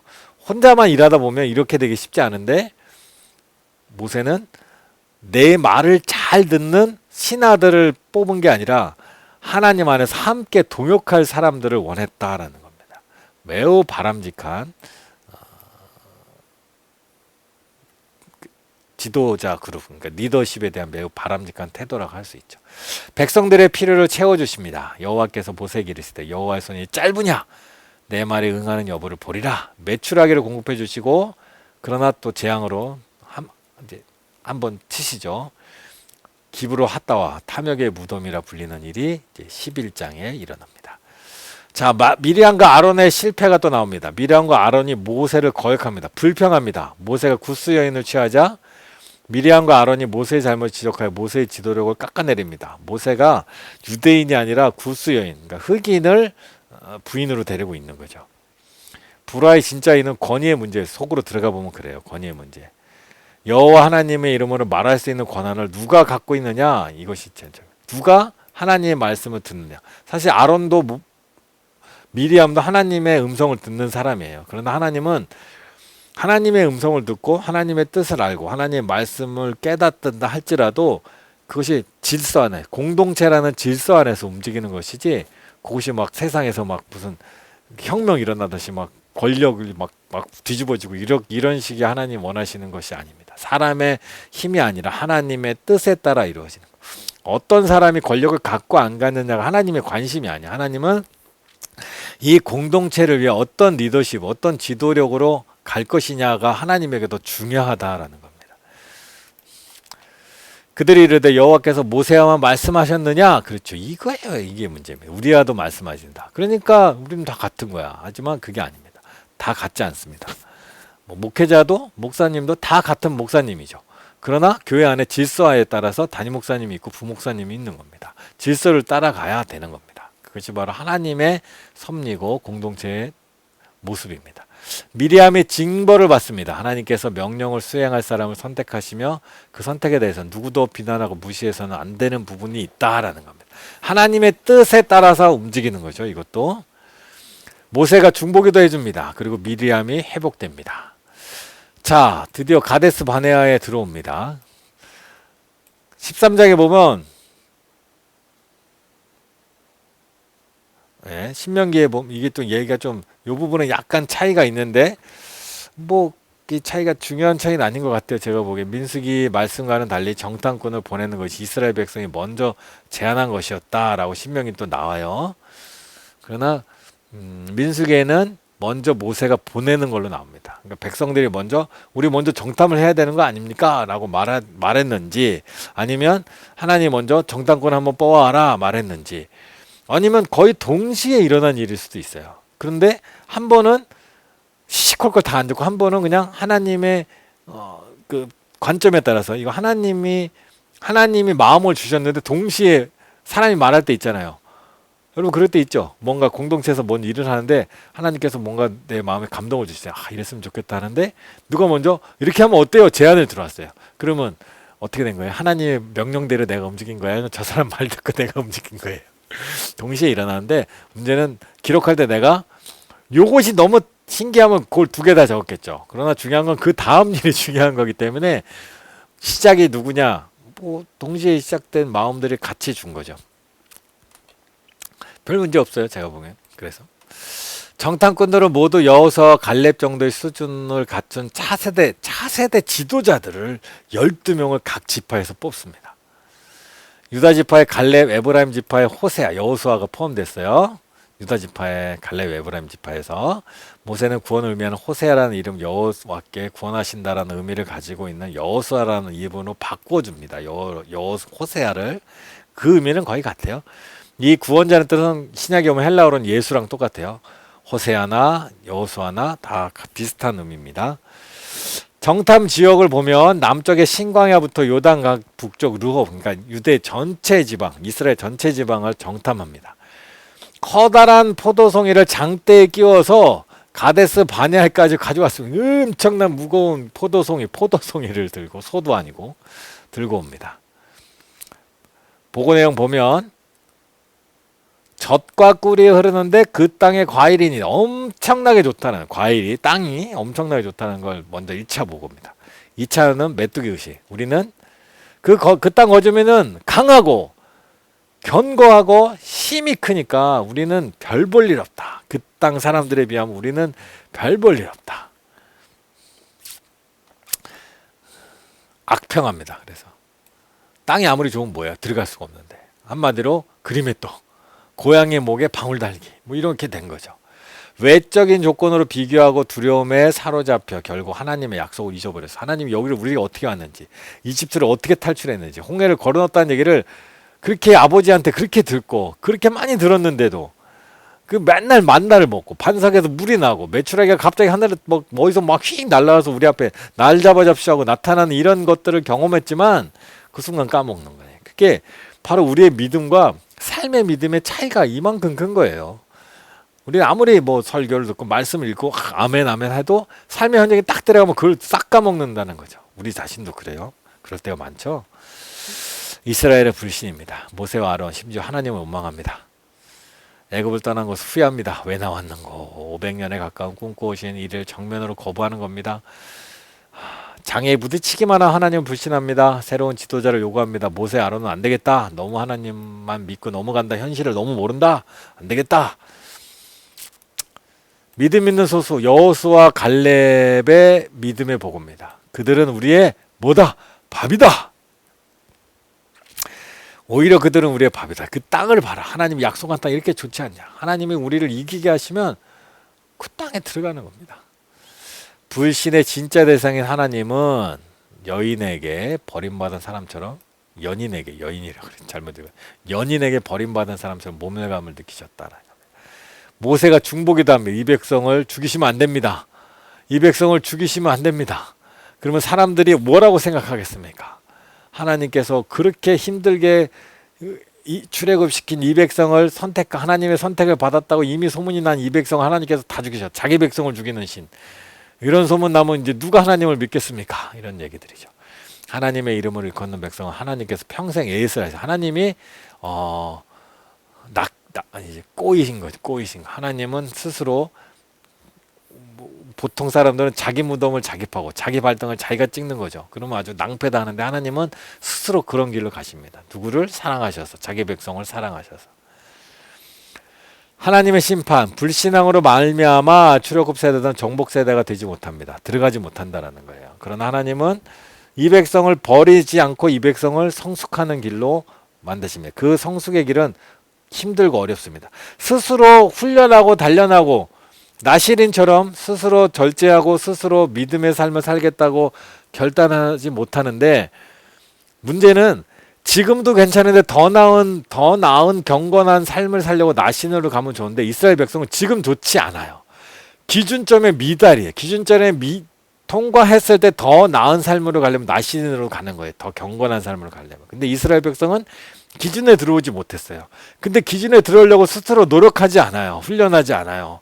믿음을 단련하지 않아요. 그럼 어떻게 해요? 하나님이 억지로 훈련을 시키는 거죠. 그게 바로 40년 광야입니다.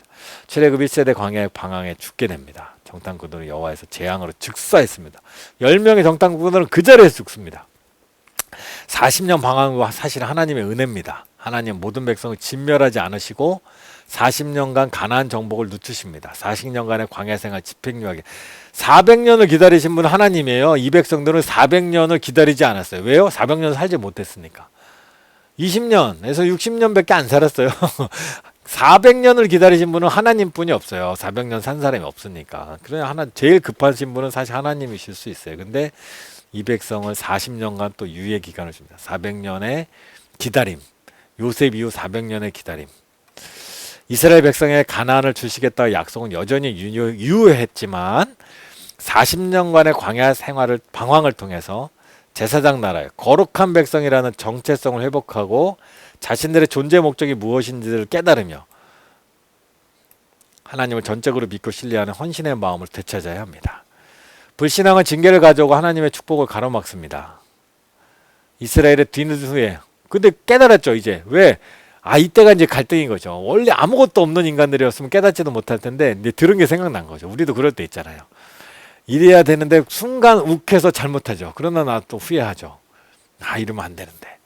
한 번뿐인 기회는 이미 지나갔습니다. 기회가 한 번뿐인지도 모르고 한 번뿐이었어요. 근데 문제는 모세는 여호와께서 너희 중에 계시지 아니하니 올라가지 마라. 이 백성이 갑자기 마음을 바꿔서 죄송합니다. 우리 잘못했어요. 우리 가서 싸울게요. 올라갈게요. 그랬더니 모세가 말리죠. 하나님이 안 가실 거니까 가지마. 가면 져. 그때 기어코 올라가서 아말렉과 가나안에게 대패하고 돌아오죠.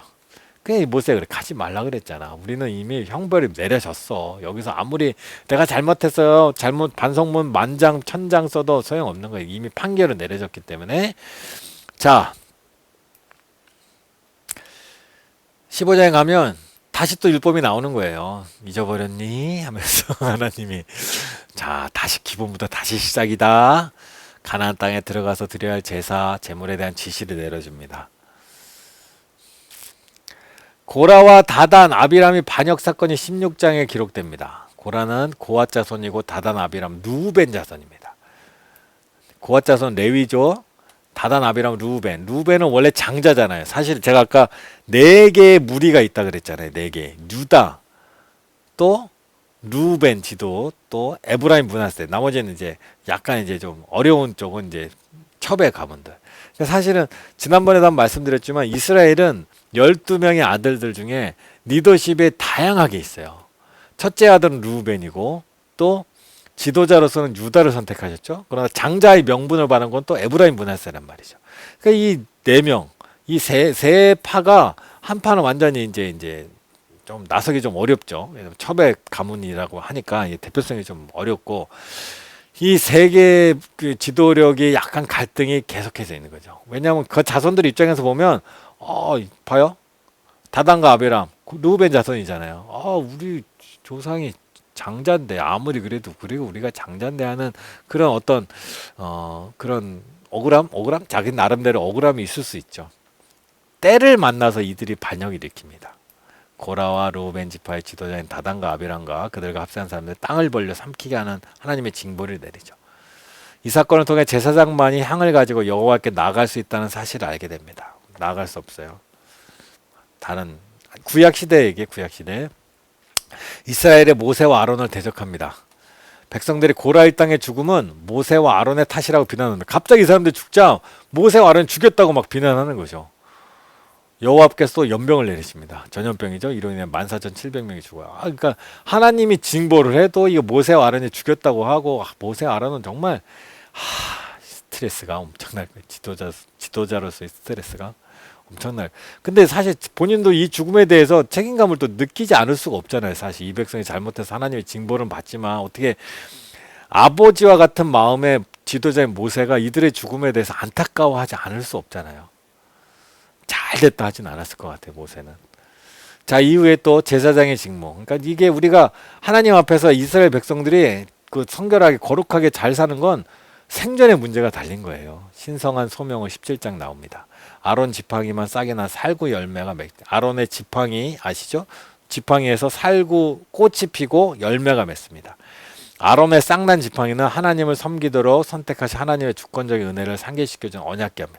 아론만 특별하다, 제사장만 특별하다, 뭐 이렇게 생각하면 억울하죠. 그러나 이것은 그냥 구별이다 생각하면, 그의 일이 있고 우리의 일이 있는 거예요. 그의 삶이 있고 우리의 삶이 있는 거예요. 누구는 동쪽에 쓰고, 누구는 서쪽에 쓰고, 누구는 남쪽에 쓰고, 누구는 북쪽에 쓰는, 그거면 됐어요. 그 이상 바라지 마세요. 왜? 다 그렇지 않았으면 어떻게 했어요? 다 노예로 그냥 아직도 애굽에 살고 있어야 되잖아요. 그것만으로 얼마나 감사해요. 그 마음으로 그냥 살면 되죠. 그렇다고 해서 엄청난 피해가 있는 것도 아니잖아요. 지도자 아니라고 지도자면 뭐 달라요? 아마 모세 아니었으면 다른 사람 지도자였으면 벌써 죽었어요. 모세는 하나님 지켜주시니까 하나님의 리더십을 갖고 있으니까 가는 거지. 그렇지 않았으면 벌써 죽었죠. 사람이 어떻게 장점만 있어요. 장점도 있고 단점도 있고 내 마음에 드는 것도 있고 안 드는 것도 있죠. 그러나 내 감정, 내 마음으로 하지 말고 하나님 안에서 해가는 거죠. 우리는 공동체를 생각하면서 가는 겁니다. 하나님의 나라, 이 땅의 교회, 우리 목장, 우리 가정, 우리 부서 이런 것들을 다 하나님의 은혜 안에서 생각하면서 가는 거예요. 내 감정, 내 생각대로만 되지 않아요. 자기 자신을 돌아보면 알죠. 내가 뭐 맨날 옳아요. 내가 뭐 생각한 게 맨날 맞아요. 내 말대로 하면 다 잘 돼요. 그랬으면 제 앞에 안 계실 거예요. 농담입니다. 제사장과 레위인의 직무와 분계 18장 정결 예식을 위한 규례들이 이렇게 쫙 나옵니다. 자세한 것은 성경을 읽어보시면 나옵니다. 자, 모압으로 가는 길에서의 실패 20장입니다. 자, 20장이 넘어가면 이제 뭐냐? 출애굽한 지 40년째 되었어요. 저는 야, 이 첫 해가 시작돼서 40년째 첫 해. 어땠을까요? 모든 백성들의 마음들이 아직도 그때 가데스 바네에서 반역해서 너희는 이 광에서 다 죽게 될 거라 한 사람들 아직도 안 죽고 대부분 엄청나게 살아 있어요. 근데 40년이 됐어요. 이 40년이 지나면 하나님이 약속한 어떤 징벌 유예 기간이 끝나는 거예요. 그 광야 기간이 끝나는 거예요. 그 얘기는 뭐야? 가나안 땅으로 들어간다도 있지만 나는 죽는다도 있는 거예요. 근데 그 40년이 딱 시작하면서 무슨 일이 벌어졌냐? 40년째가 됐는데 첫째 달에 40년째 1월 달에 가데스 바네에 도착합니다. 그런데 미리암이 거기서 죽어요. 백성들은 스트레스 지수 엄청 올라갈 것 같아요. 미리암 하나님의 지도자인데 그도 가지 못한다 하나님 그랬잖아요. 여호수아 갈렙만 간다고 마음이 이미 알고 있을 거 아니에요. 다. 그러면 사람들 마음이 얼마나 싱숭생숭할 거야. 첫째 달이 되었어요. 사람들 마음이 어떻겠어요?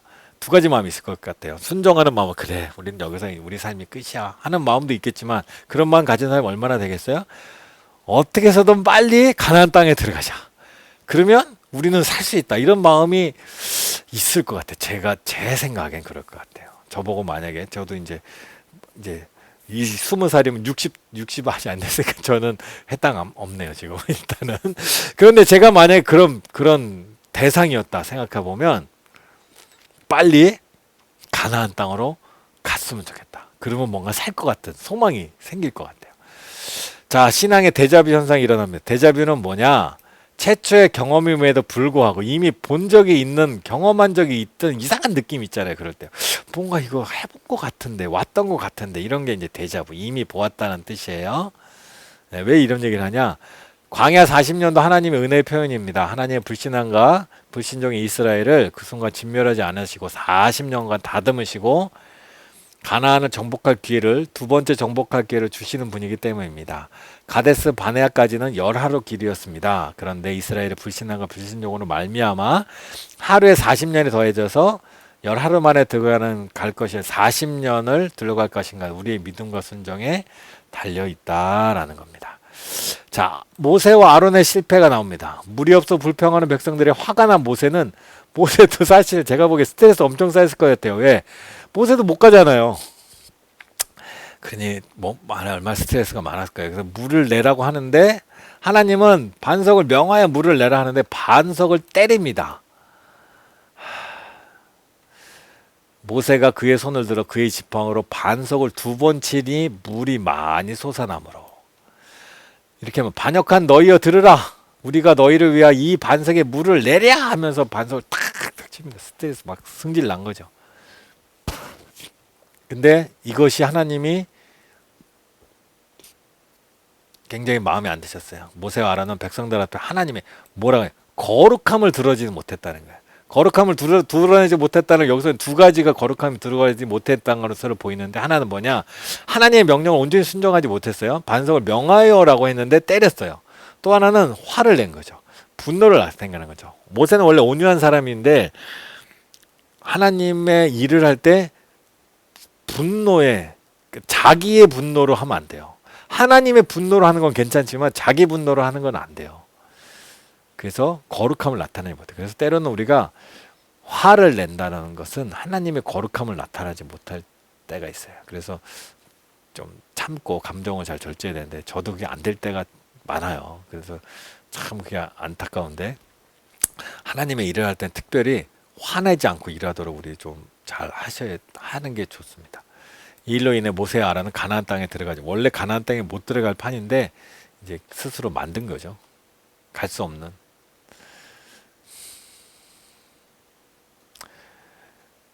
이스라엘 자손의 목전에서 거룩함을 나타내지 않았다. 두 가지. 명령을 그대로 지키지 않은 거 하는 거, 분노한 거. 사소해 보일 수도 있어요. 사소해 보일 수도 있어요. 그러나 불순종에 대해 엄격한 법을. 그러니까 사람에 따라다. 제가 그랬으면 아마 하나님 용서해 줬을지도 몰라요. 전 별 볼 일 없으니까 그만한 사람이 아니니까. 근데 모세는 그렇지 않다는 거예요. 모세는 다르다는 거예요. 모세는 특별하다는 거예요. 그러니까 하나님은 어쩌면 다른 거예요. 각 사람을 다르게 보시나요? 그래서 우리가 다른 사람 신앙과 내 신앙을 자꾸 비교하면 안 되는 게 하나님은 나를 평가하는 기준이 달라요. 절대 기준이 달라요. 상대 평가하지 않으세요. 나를 향한 절대적인 기준이 있는 거예요. 그러니까 그걸 따라가야 되는 겁니다. 에돔이 이스라엘 통과를 거부합니다. 이스라엘은 에돔의 남쪽 언저리를 지나 에돔의 동쪽 경계에서 북쪽으로 이동합니다. 자, 에돔을 통과하려고 했는데 에돔 나라가 반대예요. 근데 하나님은 싸워서 이기지 말라 그래요. 에서의 후손이기 때문에 건들지 마라 그래요. 그 싸움도 안 해요. 그런데 돌아가야 돼요. 백성들 얼마나 스트레스 받았을까요? 빨리 어딜 가야 돼요? 빨리 가나안 땅에 들어가야 되는데 돌아간대요. 기간도 얼마 안 남았는데 게다가 또 무서운 일이 벌어집니다. 아론이 죽습니다. 서해 사해바다 남쪽에 있는 호르산에서 숨을 거둡니다. 아론도 죽었어요. 미리암도 죽고요. 아론도 죽어요. 야, 점점 막 이제 지도자들이 죽어가요. 이거 어떻게 된 거야? 지도자들은 예외일 수도 있다고 생각했는데 하나님이 그렇게 사용했던 모세와 형제들인데 둘이 돌아가셨어요. 이스라엘 백성들 빨리 가나안 땅에 가야 됩니다. 그래야 살 수 있어요. 40년째인데. 자, 이제 전쟁이 일어납니다. 가나안을 이깁니다. 신앙의 데자부 현상 2, 또 다른 데자부. 1차 가나안 정복 실패 시 이스라엘은 아말렉 족속과 가나안 족속에게 패했습니다. 올라갔는데 졌잖아요. 자기들끼리 올라갔는데 졌잖아요. 근데 가나안 사람들 이스라엘 백성은 호르마까지 추격했습니다. 그런데 이번에는 완전히 이겨서 호르마가 됩니다. 이스라엘의 실패. 이스라엘도 불평합니다. 이스라엘 백성은 험한 길, 목마름, 배고픔. 험한 길 왜 험할까요? 돌아가는 거죠. 빨리 가야 되는데 또 목마르고 배 아프고 막 스트레스가 받는 거죠. 막 나 죽을 거야.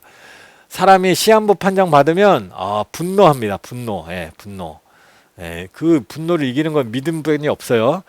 그게 또 나중에 이제 불뱀 시험이 오죠. 노뱀으로 구원해 줍니다. 노뱀은 십자가 그리스도를 상징합니다. 뱀을 든 것처럼 그들이 또 구원해 줍니다. 계속 죽어가는 거예요. 사람들이 계속 하나님의 말대로. 하나님의 어느 날 갑자기 이 사람을 다 죽인 게 아니에요.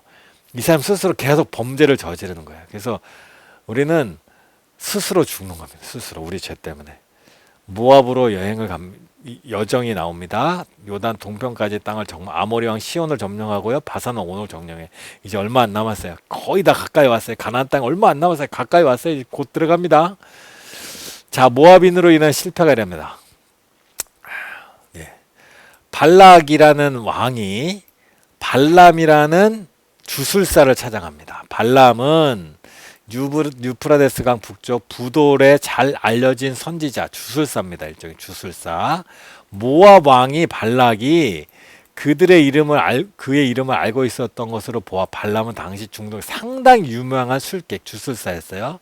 그래서 모압 왕 발락이 발람을 찾아가서 너의 말대로 다 이루어지니까 네가 이스라엘을 저주해라 이렇게 부탁을 하죠. 발람은 집시와 같은 유목민들과 함께 생활하는 직업적인 주술가였음이 틀림없습니다. 나귀가 입을 열을 말한 사건은 성경에서 유일하게 동물이 말하는 사건. 성경에서 유일하게 동물이 창세기 한 번 다 나와요. 뱀과 하와가 대화하는 장면이 한번 나오죠. 근데 뱀은 그때는 이제 그냥 순수한 동물이 아니라 사단이라고 보니까 나귀와 이야기하는 장면이 납니다. 그런데 이제 성경을 읽어보시면 알겠지만 이때 하나님의 말씀을 거역할 수 없기 때문에 발람이 이스라엘 백성을 죄 가운데 유혹해서 빠뜨려 버립니다. 그걸 알기 때문에 나중에 전쟁을 할 때 발람을 칼로 죽이는 일이 이제 기록되어 있다라는 거예요. 부올의 아들 발람을 칼로 죽입니다. 발람은 하나님의 말씀을 들고 있었지만 자기 욕심에 넘어가서 이스라엘 백성을 유혹에 빠뜨려서 벌받게 만듭니다. 그것 때문에 발람도 나중에 또 벌을 받죠. 성경의 7권에서 발람을 이야기하고 계속해서 그 얘기가 이처럼 중요하게 다뤄지고 있는 이 사건이 이교도 문화에 대한 이스라엘 민족의 관계에 관련 매우 중요한 사건이기 때문에 그렇다라는 겁니다. 자, 보시면 발람이 이제 어떤 일이 벌어졌냐. 이스라엘을 축복합니다. 발람은 이스라엘 향해 너를 축복하는 자마다 복을 받을 것이요 너를 저주하는 자마다 저주를 받으리라. 이스라엘을 저주하라고 불러왔는데 계속 축복을 하는 거죠. 구세주의 약속, 아까 초반에 서론 때 나왔죠. 한 별이 이제 예수님을 이제 상징하는 예수님을 미리 이제 예언하는 거죠. 하나님은 이 주술사를 통해서도 말씀하셨어요. 그러나 이 주술사를 통해서 말씀했다고 이 주술사가 하나님의 백성이라는 뜻은 아닙니다. 그 차이를 잘 아셔야 돼요. 말씀이 중요한 거지 그 말씀을 전하는 통로는 때로는 중요하지 않을 수가 있어요. 고대 근동 사회에서 가장 유명했던 마술사조차 이스라엘양 하나님의 구원 목적을 바꿀 수가 없었어요. 그들을 하나님의 구원 목적을 바꿀 수 없어요. 스스로 사람의 힘으로 바꿀 수 없어요. 하나님은 당신을 믿지 않은 이방 술객조차 도구로 사용할 수 있는 도구로 사용했을 뿐입니다. 도구는 도구일 뿐입니다. 도구가 자기가 잘난 척하면 안 됩니다. 자기가 대단한 사람처럼 취급하면 안 돼요. 이스라엘이 모압의 범죄에 동참합니다. 25장에 이스라엘의 간음을 행합니다. 발람이 꾀를 낸 거예요. 모압 사람들이 모압과 미디안 여자를 통해서 이스라엘 백성을 성적으로 유혹해서 우상 숭배하게 경배하도록 발람이 꾀를 낸 거예요. 이로 인해 2만 4천 명이 전염병으로 죽습니다. 비느하스가 전염병을 그치게 하면 비느하스가 분노합니다. 분노요. 모세는 하나님의 말씀에 거역하며 분노했죠. 비느하스는 하나님의 마음으로 분노해서 죄, 우상 숭배 이것을 분노하면서 끊어버립니다. 그래서 연병이 그치게 합니다. 이스라엘은 미디안을 멸해야 합니다. 이제 앞으로 그 하나님 말씀이죠. 자, 이제 26장부터 2차 두 번째 가나안 정복을 위한 준비가 들어갑니다. 인구전사가 두 번 있는데 민수기라는 뜻 자체가 백성민, 숫자. 백성의 숫자를 센다는데 두 번 셉니다. 첫 번째 1차 세대가 숫자를 세고 26장에는 2세대. 그 모든 사람들이 여호수아 갈렙 빼놓고 20세 이상 된 사람이 다 죽습니다. 그리고 다음 세대의 숫자를 세기 시작합니다. 인구의 총수를 비교하면 약 1800명이 줄었어요. 대단하죠. 40년의 광야 생활에 첫 세대가 다 죽어나가야 되는데 1800명밖에 죽지 않았어요. 놀랍죠? 절반이 줄어도 놀랄 일인데 거의 줄지 않았다는 거예요. 대단한 겁니다. 시몬 지파의 경우는 5만 9천 명에서 2만 2천 명 확 줄었어요. 시몬 지파가. 왜? 바알 부돌 사건, 좀 아까 이스라엘 음행 사건. 요 사건만 아니었으면 아이고 확 넘었죠. 2만 명도 넘는 숫자니까. 자, 이제 땅 분배 방법이 나와요. 땅이 이제 나오면 땅을 분배합니다. 레위인은 없디가 아니라 레위인은 기업이 없습니다. 제사장 하고 싶으세요? 땅이 없어요. 평생 내 집 마련 땡. 네.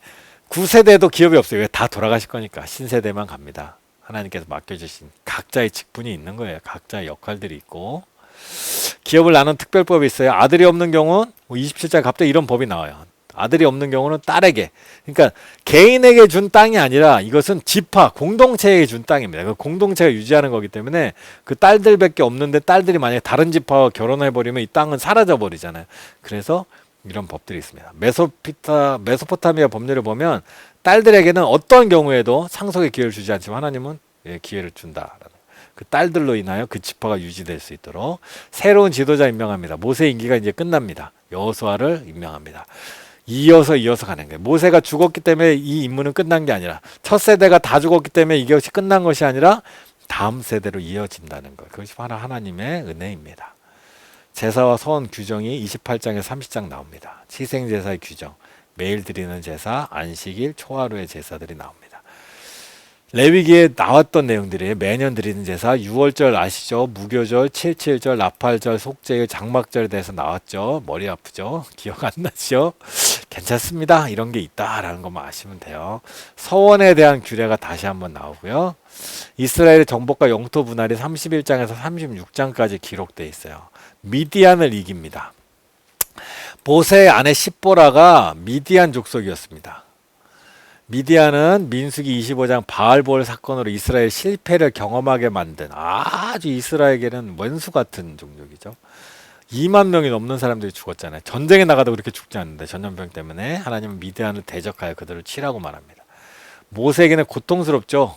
처가 집안이니까 또 그거 하나님의 정의가 관계보다 우선돼야 된다는 것을 알고 있죠. 요단 동편 지역을 분할합니다. 요단 동편의 루벤, 갓, 므낫세 지파가 우리는 요단의 오른쪽 땅을 달라고 요청합니다. 가나안 땅은 요단 서편인데 오른쪽 땅을 달라고 요청하고 모세가 하나님 앞에 기도하고 줍니다. 이스라엘의 여정을 33장에 요약해 놓고 있어요. 애굽에서 시내산까지 여정, 시나이산에서 가데스버까지, 광야 생활, 가데스에서 모압까지. 40곳의 지명을 소개하는데 현재 정확한 위치가 대부분 확인할 수 없습니다. 어딘지 정확하게 지금 몰라요. 몇천 년이 지나면서 이름들이 많이 바뀌고 뭐 지배하는 민족 그 제국들이 계속 바뀌면서 이제 계속 행정 개편이 일어나니까 이전 것들이 기억에 남지 않죠. 이전 것들을 뭐 기록하겠어요? 옛날 지명들을 다. 우리도 문서가 남아 있으면 되는데 그 문서를 남길 만큼 여력이 되진 않아요. 그 종이도 그렇게 많지 않고 또 종이도 분실도 되고 또 지도를 또 정확하게 그릴 수도 없고 또 워낙 지진도 많이 일어나고 하다 보면 도시 자체가 완전히 묻혀버리면 또 옆에 딱 신도시들을 계속 만들고 했으니까 정확하게는 알 수가 없어요. 그런데 새로 이제 광야에서 태어나거나 광야에서 어려서부터 자란 사람들에게 우리가 어떻게 여기까지 왔는지를 이제 모세가 알려주는 거죠. 요 33장을 통해서.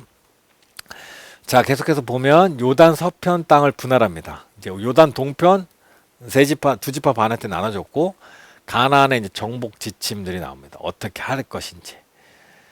원주민을 너희 앞에서 몰아내지 아니하면 너희를 눈의 가시처럼 괴롭힐 거다 이런 얘기죠.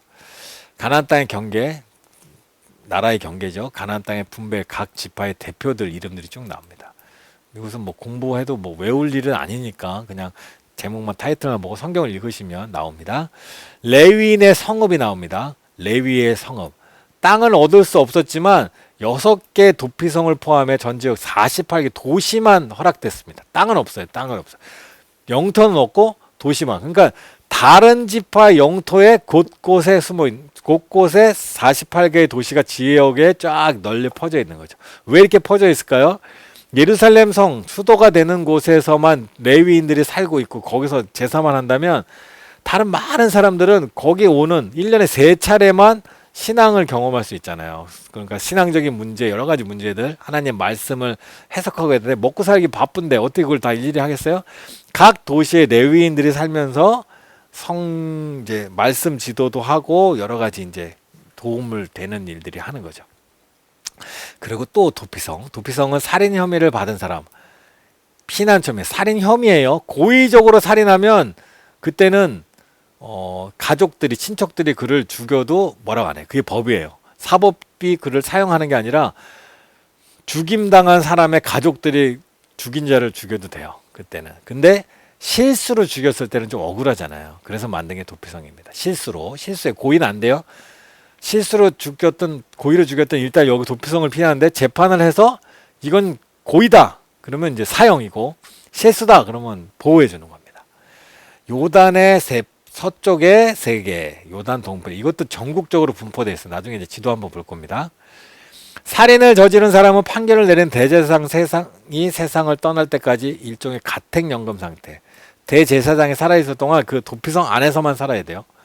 도피성 안에서 누가 들어와서 그 사람 죽이면 절대 안 됩니다. 큰일 납니다. 가해자가 정해진 기간 전에는 도피성을 떠나면 복수를 당해 죽을 수도 있기 때문에. 자, 도피성을 보면 가데스, 세겜, 헤브론, 골란, 라못, 베셀. 이 요단 동부, 여기가 원래 가나안 땅인데 여기도 이제 세 지파가 사니까 이렇게 요 각각 지역에 골고루 이제 6개 지파. 그러니까 여기서 만약에 실수로 살인을 저질렀다.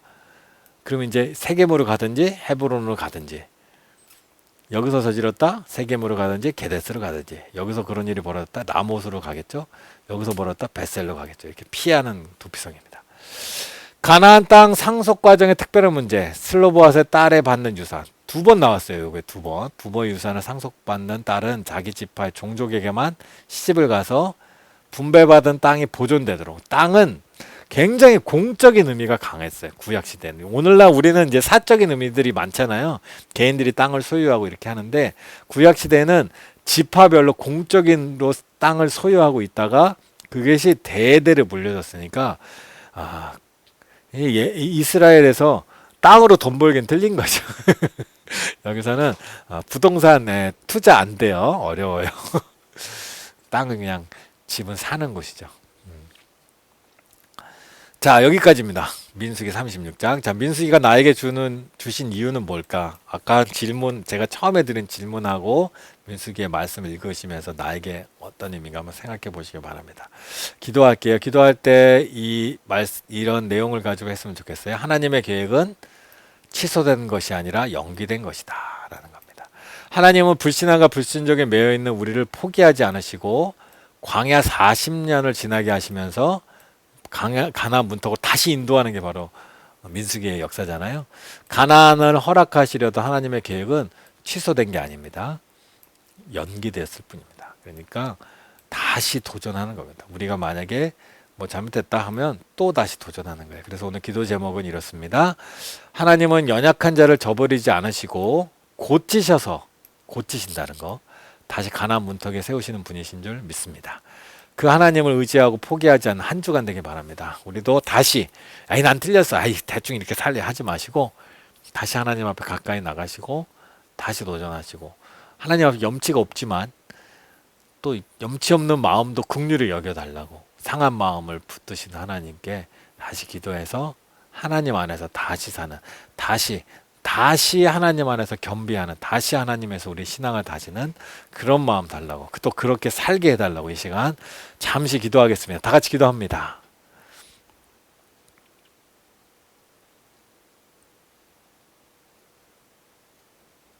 제가 기도하겠습니다. 하나님, 민수기의 역사를 읽으며 참 어이없게도 하나님과 이렇게 가까이 하나님을 경험하고, 특별히 모세와 같은 지도자가 있음에도 불구하고 하나님 앞에 자주 또 계속적으로 반역했던 이스라엘 민족들을 봅니다. 그러나 저의 모습을 잘 돌아보니 결코 다른 사람이 아님을 고백합니다.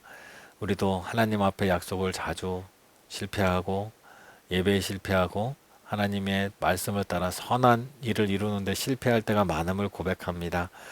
그러나 주께서는 우리를 다시 세우셔서 이스라엘 백성을 가나안 문턱으로 다시 이끌어 가신 것처럼 우리를 다시 이끄셔서 하나님의 문턱으로 주님 가까이 부르십니다. 주님, 우리가 다시 겸비하게 하시고 도전하게 하시고 다시 작정하게 하시고 다시 시작하게 되는 그런 마음을 먹고 나아갈 수 있도록 우리를 붙들어 주시고 함께하여 주시옵소서.